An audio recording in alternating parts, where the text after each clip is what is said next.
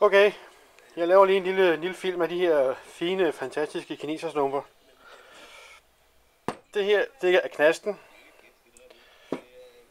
Cylinder 1, knast, ind, ud. 2, ind, ud. Så er der de her to knaster her.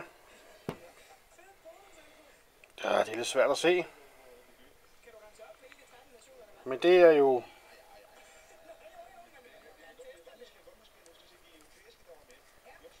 Det er knasterne, der styrer dieselpumpen, som er her.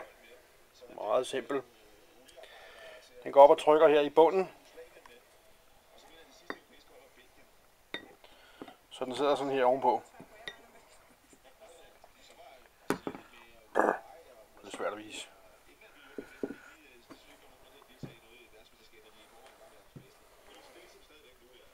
Sådan der, ikke? Dyserne.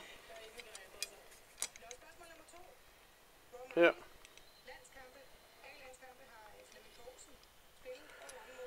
Jeg aner ikke, hvor meget de giver. Men de virkede, inden jeg skældte motoren ad. Det vil sige dyser,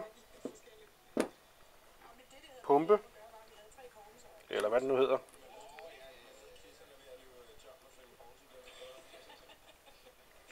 Det er den her del, der skal give mere diesel. Reguleringen, bum, bum. Det er simpelthen tandstangen, man skyder frem og tilbage og drejer elementerne ind i.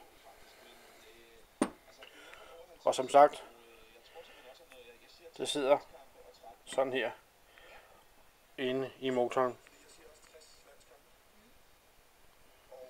og pisker rundt.